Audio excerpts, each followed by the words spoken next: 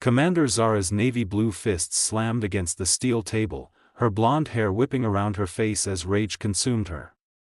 The human diplomat, Marcus Chen, stood before the Council of Talresh with that infuriating calm expression he always wore. For 3 years, he had served as Earth's liaison to her people, and for 3 years, Zara had suspected him of being nothing more than a spy. You dare stand before us and deny it? Zara's violet eyes blazed as she circled him like a predator. Her navy blue skin seemed to darken with fury, the bioluminescent patterns along her arms pulsing rapidly. We found the encrypted transmissions, human. You've been sending classified information about our defensive positions back to Earth. Marcus remained silent, his dark eyes following her movement but revealing nothing. That silence only fueled her anger further. My sister died defending Outpost 7, Zara continued, her voice breaking slightly before hardening again. The raid came precisely when our shields were rotating frequencies. Only someone with insider knowledge could have known that timing. She stepped closer, her voice dropping to a venomous whisper. Only someone we trusted. The council chamber fell silent. Elder Thrain leaned forward, his ancient face grave. Ambassador Chen, these are serious allegations. Do you have anything to say in your defense? Marcus's jaw tightened almost imperceptibly. I cannot explain without compromising. Compromising what? Zara exploded. Your mission. Your precious Earth secrets. She grabbed the front of his diplomatic uniform, the carefully pressed fabric bunching in her hands. You speak of compromise while my people die because of your betrayal? Commander Zara, restrain yourself, Elder Thrain commanded, but she was beyond hearing. 3 years of suspicion, 3 years of watching this human move through their society with unexplained access and mysterious absences, 3 years of her instinct screaming that something was wrong, it all culminated in this moment. No more silence, she hissed. No more secrets. With a violent motion fueled by grief and fury, Zara ripped open Marcus's uniform jacket, buttons scattering across the polished floor. She expected to find hidden devices, perhaps weapons, anything to confirm her suspicions of treachery. Instead, she froze. Beneath the torn fabric, Marcus's chest was covered in scars, not the clean surgical lines of medical procedures, but jagged, terrible wounds that had clearly caused agonizing pain. But it wasn't the scars themselves that made Zara's breath catch in her throat. Glowing softly in the chamber's light were symbols. Ancient Talresh symbols, etched into his very flesh, pulsing with the same bioluminescent quality as her people's natural markings. These weren't tattoos or painted designs. They were burns, branded deep into human skin in a ritual that should have killed him. Zara's hands, still gripping the torn fabric, began to tremble. She recognized these symbols.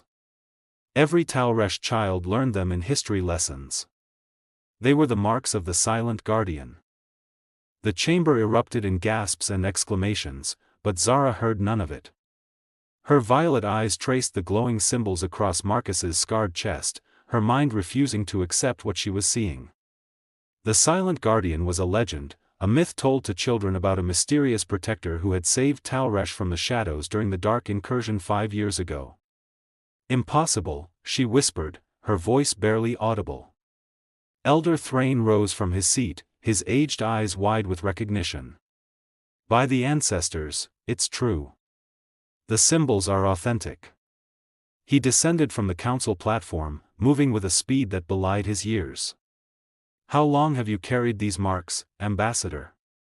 Marcus finally spoke, his voice rough. Since the Battle of Shadow Rift. 5 years, 2 months, 17 days. Zara's mind raced backward through time. 5 years ago, she had been a junior officer stationed at Outpost 7, the same outpost where her sister later died. She remembered the Dark Incursion, when an enemy fleet had appeared without warning, their weapons designed specifically to bypass Talresh shields. The attack should have succeeded. Their entire defensive line should have collapsed. But someone had sabotaged the enemy fleet from within. Someone had transmitted the shield frequencies that saved millions of lives, destroying the invasion force's advantage. The enemy had branded that someone with their symbols before ejecting them into space, assuming death would follow. The pod of stars, Zara breathed, memories flooding back. We found a damaged escape pod near the debris field. Inside was. She looked up at Marcus with new eyes. Inside was a human male, barely alive, covered in burns and radiation poisoning. The medical team said he should have died a dozen times over. He spent 8 months in regenerative treatment, Elder Thrain added quietly. The council decided to keep his identity classified. We sent him back to Earth, believing he would want to return home after such trauma. Instead, I requested reassignment here, Marcus said simply. I asked to come back as a diplomat. Zara's hands were still pressed against his chest, feeling the warmth of his skin beneath the glowing symbols. Her fury had evaporated, replaced by a dawning horror at what she had done. You saved us. You infiltrated the enemy fleet, transmitted the frequency patterns, and endured torture rather than reveal you were working for us. The recent transmissions, Elder Thrain interjected, explain them now, Ambassador.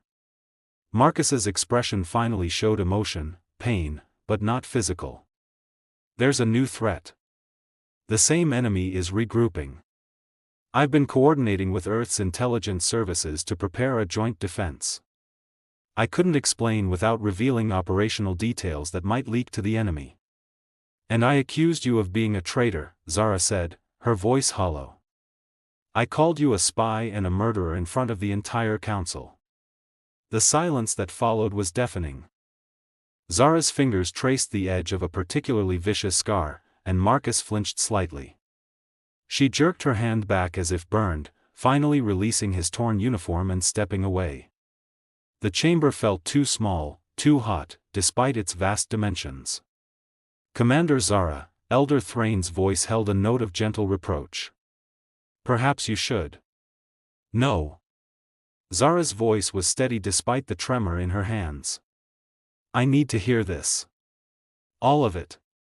She forced herself to meet Marcus's eyes. The symbols, the enemy branded you with our own sacred marks. Why? Marcus pulled the torn uniform closed, but made no move to hide the scars completely. Psychological warfare. They wanted to send a message to your people, that even your own symbols of protection could be turned into instruments of torture. That nothing was sacred. How long did they? Zara couldn't finish the question. 37 hours, Marcus replied quietly.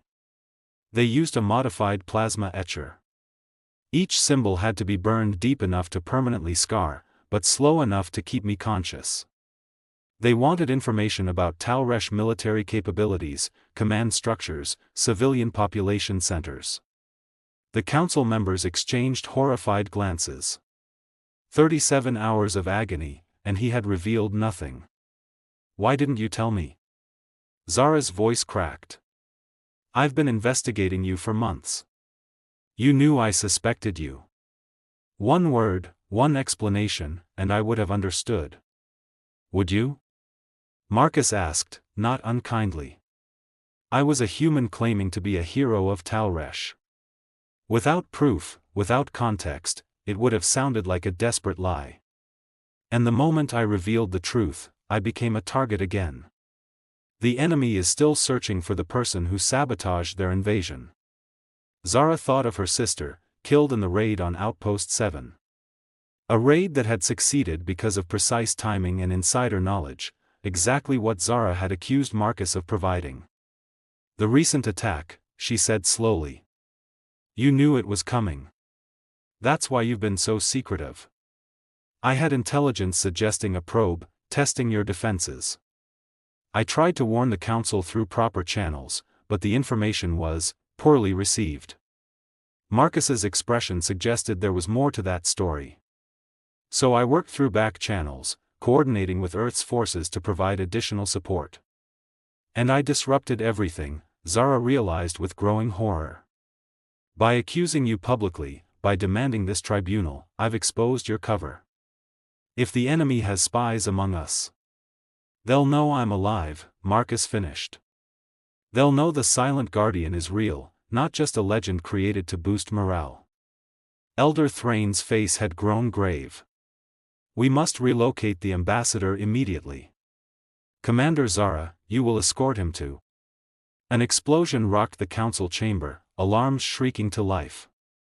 Through the viewport, Zara could see enemy fighters descending through Tal Resh's atmosphere, their weapons already firing. They were too late.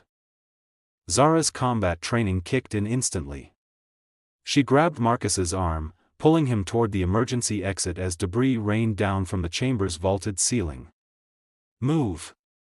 But Marcus resisted, his eyes scanning the tactical display that had automatically activated on the chamber's main screen. Wait, look at their formation. They're not attacking the city. His finger traced the enemy flight pattern. They're heading directly for the council building. This is an assassination strike. Elder Thrain began issuing rapid orders to his security detail. Evacuate all council members to the underground bunkers. Commander Zara, your priority is the ambassador's safety. No, Marcus said firmly. I'm the target. If I run, they'll pursue and endanger everyone in the evacuation routes.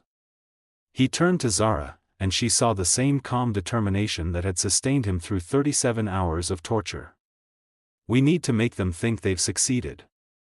Zara's mind raced through tactical scenarios. A decoy. We fake your death. She grabbed a communications officer. Get me Captain Wren from the orbital defense platform. Now. As the officer scrambled to comply, another explosion shook the building. Closer this time. Marcus moved to the tactical display, his fingers flying across the interface with surprising familiarity. They're using the same shield disruption technology from the Dark Incursion. Modified, but I recognize the signature. How can you possibly? Zara stopped herself. Of course he recognized it. He had stolen it 5 years ago, transmitted it to Tal Resh forces, and paid the price in scars. 3 fighters in the strike team, Marcus continued. But there's a command ship in high orbit, coordinating the attack. If we can feed them false telemetry showing my life signs terminating, they might break off the ground assault. Zara understood immediately. But they'll verify. They'll want visual confirmation, probably a body. Marcus's expression hardened. Then we give them one. The medical wing has my tissue samples from the regenerative treatment. With the right staging. You're talking about letting them bomb this building to ruins, Elder Thrain interjected. The casualties will be minimal if we execute a full evacuation under the cover of their attack, Zara finished, her tactical mind already working through the logistics. They expect chaos and confusion. We use that. Everyone gets out through the subterranean transit system while we create a scenario where Marcus appears to die in the council chamber. Captain Wren's face appeared on the communications screen. Commander Zara? We're tracking multiple hostiles. I need you to do something that's going to sound insane, Zara interrupted. And I need you to trust me completely. As she outlined the plan, Zara kept glancing at Marcus. The human who had endured unimaginable torture to save her people was about to fake his own death to save them again. The man she had accused of betrayal was, in fact, the most loyal guardian Tal Resh had ever known. And she had nearly destroyed him with her suspicions. The explosion was magnificent, a precisely calculated detonation that collapsed the council chamber's eastern wing while leaving the evacuation routes intact. From orbit, it would appear catastrophic. The tissue samples, placed strategically with Marcus's uniform and identification, would provide enough genetic material to convince any scan that he had perished in the blast. In reality, Zara and Marcus crouched in a shielded maintenance tunnel 3 levels below, watching the tactical feeds as enemy fighters circled the ruins, confirming their apparent success before retreating to orbit. They're leaving, Zara whispered, her shoulder pressed against Marcus's in the confined space. Captain Ren's forces will intercept the command ship before they can escape the system.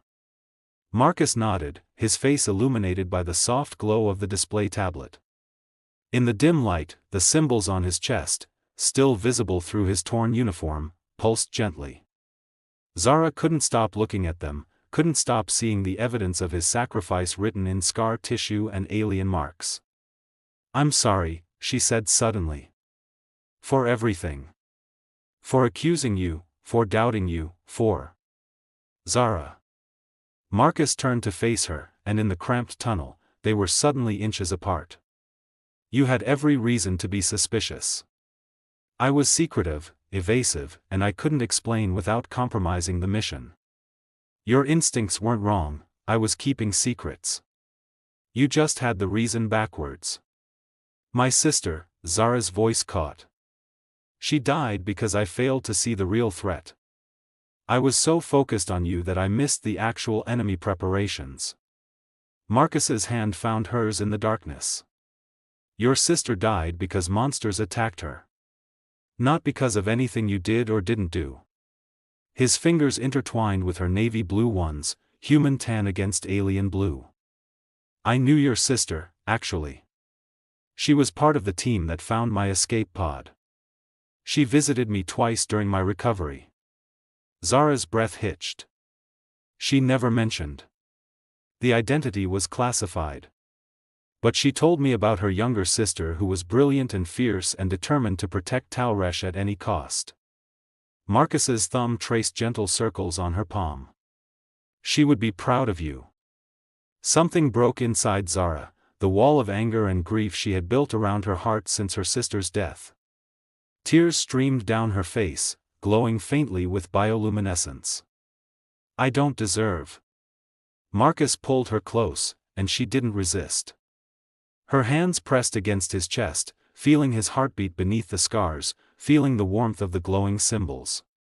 In that moment, in the darkness of a maintenance tunnel while their enemies retreated above, something shifted between them. It wasn't forgiveness, that would come with time. It wasn't even understanding, not completely. It was something more fundamental, recognition. Two souls shaped by sacrifice, by loss, by the determination to protect others at any cost. "Marcus," she whispered against his chest, her anger transformed into something far more dangerous. "What happens now?"